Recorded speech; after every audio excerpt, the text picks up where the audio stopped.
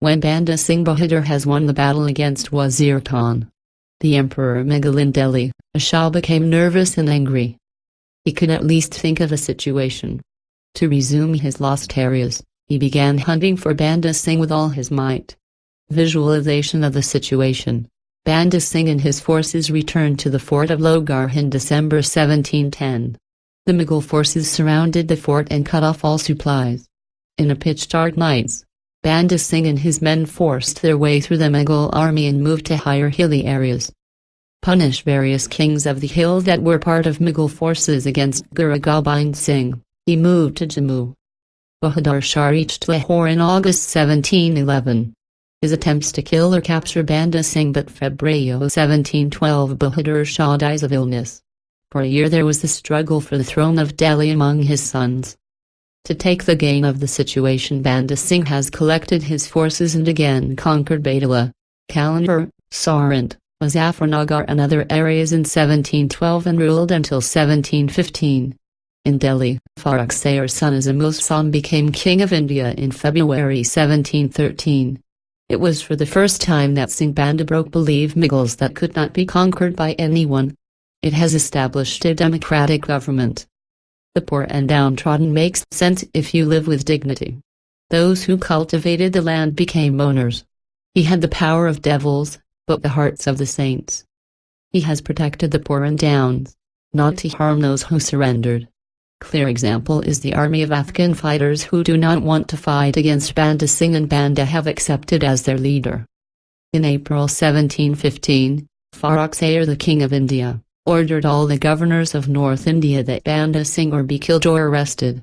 He mocked the governor of Lahore, Abdul Samad, for his failure and sent forces to help her. Banda Singh and his forces were to Gurdaspur. He has occupied Agarhi-Kokhi, a dilapidated fortified area, of Duni Chand and Gurdas Nangal. The Mughal forces did not even dare to attack this Kokhi-Garhi and surrounded by 8 months. Banda Singh had little army with him and had very limited amount of weapons and food. The Mughals had cut off all supplies from outside. The Singh Banda's strategy was different. He did not want to leave the Garhi, but he said that those who wanted to leave could go and some had gone away, but Banda had decided to die for his religion. Day-to-day conditions worsened in Garhi. No food was left. Grass, leaves of plants and trees also were boiled and been eaten to survive. You cannot imagine the misery faced. The meat of animals and birds was eaten. Even the wood was left to cook. It says some cut the flesh of their thighs to eat.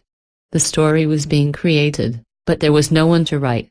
They were completely cut off from the outside world. Number of the men of Banda Singh got sick and had stomach ache. After surrounding for 8 months, the Mughal army with swords in hand charged the fort. Even at this stage the Sikhs have offered heavy resistance.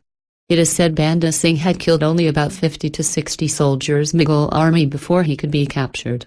Ghazi Wartar Khan writes in his book Tazkarat-e-Salat-Jugshan that the arrest of Banda Singh and his men was not the result of wisdom and courage of the leaders, but it was the grace of God that Banda Singh and his men they have been weakened by hunger. So Banda Singh with about 800 Sikhs was captured in December 1715. They were taken to Lahore, in the form of a procession. Farrukh Sayar, the king in Delhi, he wanted them to Delhi. Abdul Samad, the governor of Lahore, he wanted to go to Delhi to present this big catch and take all the credit, but Farrukh Sayar ordered him to stay back and send his son Zakariya Khan. The Nawab and his son thought this was too small a gift. Banda Singh, 200 heads of spears and 700 prisoners. So they ordered local leaders to behead the Sikhs wherever found and present their heads to the Nawab. So they were killed thousands of Sikhs. Banda Singh put in an iron cage. The cage was tied atop an elephant. On both sides of the 2 soldiers' Mughal cage sat with drawn swords, so that Banda Singh might still be free and try to escape. Approximately 760 prisoners were forced to wear coats of goat skins and caps of different colors. They were tied with chains and handcuffs and were seated on unsaddled camels. Banda Singh on an elephant in an iron cage in the foreground in front of 760 prisoners and chains on camels. About 700 Mughal soldiers on horses with heads of Sikhs on their spears. About 700 carts laden with severed heads of Sikhs. A dead cat on a spear that indicates even a trace of a Sikh is to the left. This procession was brought to Delhi in February 1716. Miles of men and women were in the streets to witness this horrible procession. People of all faiths. Christians also were witness to this. Among the Sikhs captured, even a single Sikh was sad, disappointed, or ready to beg for mercy. Accepting as the will of God were happily singing the free sacred Guru Granth Sahib. Leaving Banda Singh and some of his companions for interrogation, the other 700 were beheaded in Delhi. This run continued for 7 days at a daily rate of 100 runs per day outside and publicly. The slaughter was reported in March 1716. None of the Sikhs refused to be slaughtered. Everyone was happy to die for their religion. Banda Singh and his remaining men were questioned for 3 months to find out their war strategies, wealth and ammunition. It had, in fact, not buried any wealth or currency. Whatever he got used to distribute among his soldiers and needy. His weapons were only swords, spears, bows, arrows, daggers, etc. His army was on foot and horses.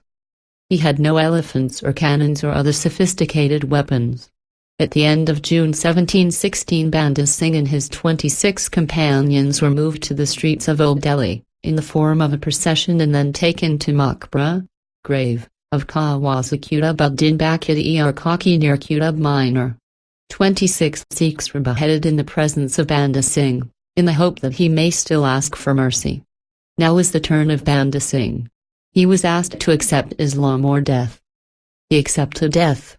4-year son of Banda Singh was sitting in her lap. A dagger was given to Banda Singh in order to cut her own child. He refuted this, know that Sikhs never imazana women or children. This is your job. You are always with pleasure.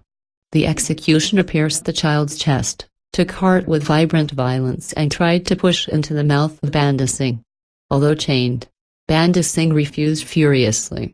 After this, his flesh was notched with pliers. Hot cutting bars were inserted into his flesh. His eyes were carved, hands and feet were cut. So when he became unconscious, his head was cut off. This black day of the rulers was on June 9, 1716.